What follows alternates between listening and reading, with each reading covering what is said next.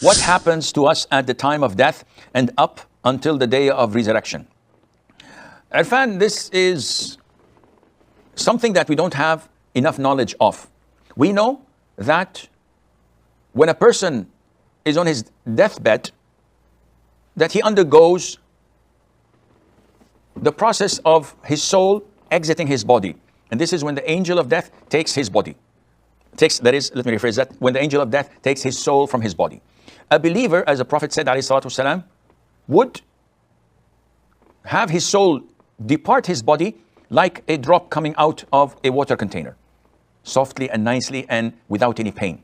This doesn't mean that before the soul came out, he is not suffering. No, we know that people suffer before they die, either to illness, either to pain. The Prophet suffered ﷺ before his death, and he used to put his hand in a water container and wipe his face and say, La ilaha illallah, inna lil mawti sakarat.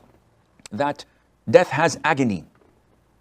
And we believe that a disbeliever, his soul is extracted from his body like when you have a metal rod with thorns in it, dipped into wet wool, and you try to extract it and take it out. It tears the wool to parts.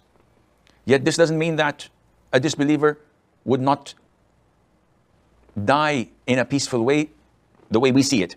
The pain and the anguish and the agony is when the angel of death takes his soul, but we don't see this. So what comes before it is not an indication. The actual action is when the soul is snatched out. Then, after that, the soul is taken by the angels. The believer's soul goes up to the seventh heaven. In every heaven, the angels find a beautiful scent, and they said, who's this? And they would tell the other angels that this is so-and-so, the son of so-and-so, and they would give salam, and they would comment and praise him. Until he reaches the seventh heaven, and Allah Azza wa Jal tells the angel of death to take him back to the grave and let him rest till the day of judgment, and to open a window in his grave from paradise where he will get some of the breeze and the coolness and the beauty, and he would enjoy his stay in his grave.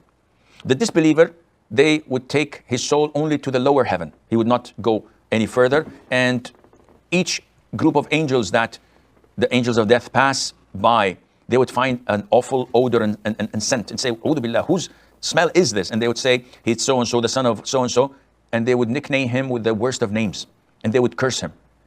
And then he would be dropped from the first heaven, the lower heaven, to his grave, and he would smash in his grave, and he would be punished by Munkar wa Nakir, and Allah Azza wa Jal would tell them to open a window from hellfire in his grave till the day of judgment, and he will be tormented and punished. This is, roughly speaking, in a nutshell, what will happen till the day of resurrection.